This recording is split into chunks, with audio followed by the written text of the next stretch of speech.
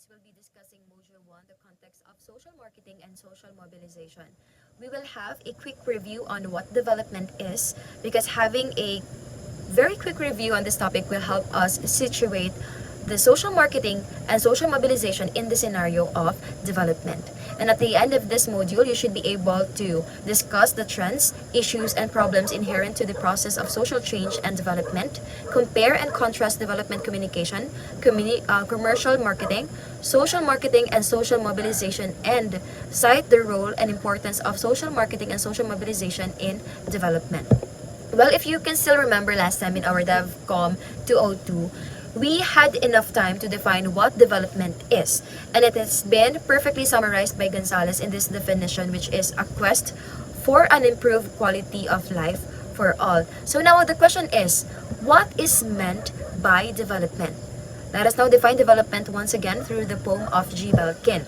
So I have here the poem, and it's quite long. So according to this poem, development is not merely about material progress, like the roads, wells, schools, or tractors, but it is about the growth and empowerment of the people. True development lies in the process behind these advancements, the decisions made, the struggles faced, the cooperation involved, and the lessons learned. It questions whether new infrastructure and technology actually reflect increased self-reliance, critical thinking, and organizational capacity, or merely a growing dependence on external aid. Development, therefore, is measured not by things, but by the mindset, initiative, and participation of the people who bring about change. So basically, talagang umiikot tayo sa mga tao, yung development ng mga tao. Now, in our module, Gonzalez described development as this four: multidimensional, which is it has political, economic, social, cultural, institutional, and environmental dimensions. 2. Multidisciplinary. It draws from various disciplines of economics, sociology, psychology, anthropology, and from the sciences of politics, management, and environment. 3. Interdisciplinary. It derives its comprehensive, strategic, and operational plans for implementation from relationships between and among disciplines. And number 4, integrative. It unifies the diverse orientation to allow interpenetration among disciplines. With this definition from Gonzalez, we clearly see that development is a complex process that requires a holistic approach, integrating various disciplines, sectors, and strategies. This is why SOCMOB exists in support of development. So SOCMOB means social marketing and social mobilization.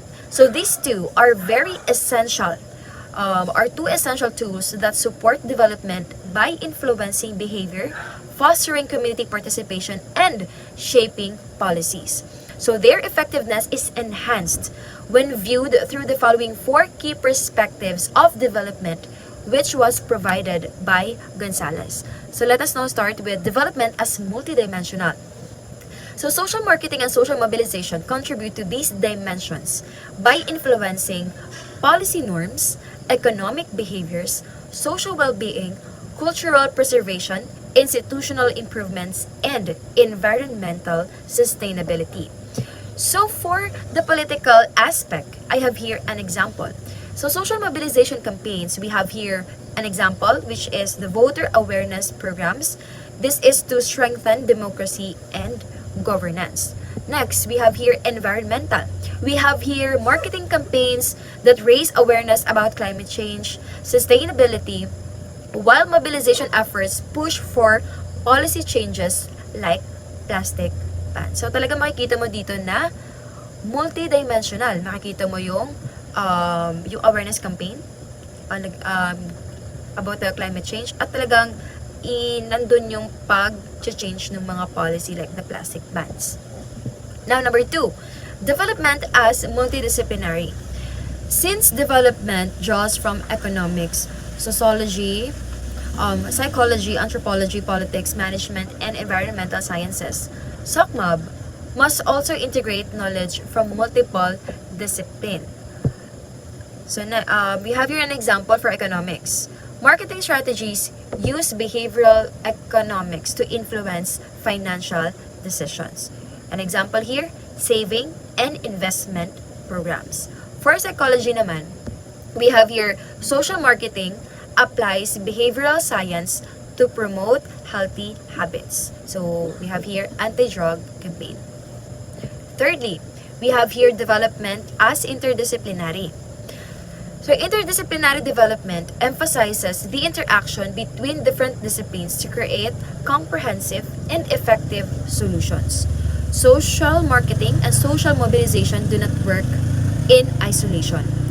They require collaboration across fields to develop strategic, operational, and implementation plans. I have here a perfect talaga na example. For our health campaign, a public health campaign to reduce smoking, it combines three actually. Ano ba to? Psychology, economics, and sociology. So let's start with the psychology. So for the psychology, we are trying to change the behavior of the smokers. In what way? Talaga mapapansin natin yung mga packaging ng mga cigarettes, di ba? Nakikita natin yung mga medyo, alam nyo na, negative na messaging nung packaging. Makikita natin yung mga graphic health warnings. And this packaging is strategically designed to reduce smoking by leveraging psychological principles. Governments and health organizations implement specific packaging measures to discourage smoking initiation and promote cessation. So talagang yung mga strategies na to is talagang very effective. Because these are grounded in psychological research and have been implemented in various countries to curb tobacco use. Next one, we have economics. At pagkatapos na dun, na-change na natin yung behavior ng tao, at para mas maging effective yung health campaign na yon, talagang i-add mo yung policy, tax policies on cigarettes. And dito sa Pilipinas, may dalawa tayong polisiya para doon. We have Republic Act number 11467 and Republic Act 11346. At ang mga Republic Act na to are acts that tend to increase the excise tax on tobacco products. Next, we have sociology. Well, it is very effective in reducing smoking because it helps us understand the social structures, ano ba yung mga cultural norms, and behaviors that influence tobacco use. We have here an example, yung theory na tinatawag na social norms theory, wherein people are influenced but what they perceive as normal behavior. So we have here anti-smoking campaigns. Here in the Philippines, talaga marami. Especially in US.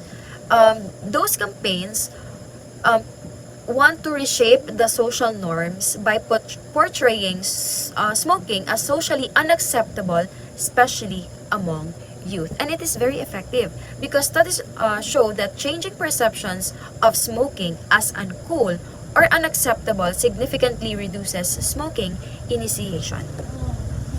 So by merging expertise from multiple disciplines na tinatawag natin na psychology, policy reforms, and sociology, we are creating sustainable and long-term solutions for development challenges. Lastly, number 4, development as integrative. So, an integrative approach to development unifies diverse perspectives and ensures that different disciplines complement one another. SOCMOB serve as bridging mechanisms that connect different sectors, allowing a comprehensive and cohesive approach to development. So dito, the COVID-19 response. For marketing, promoted vaccine acceptance through mass media campaigns. For mobilization engaged local leaders and communities to combat misinformation and encourage vaccination. And thirdly, political and economic sectors ensured policy implementation and resource allocation. At ayun na nga. So, in a conclusion, SOCMOB are powerful tools in multidimensional, multidisciplinary, interdisciplinary, and integrative development. because they connect different fields of knowledge, drive behavioral change, engage communities, and influence policies, making them essential components of any sustainable development strategy. Governments, organizations, and civil society must leverage these approaches to create a more equitable, just, and progressive world. That ends my report. Thank you so much for listening, and I hope you learned something from me today.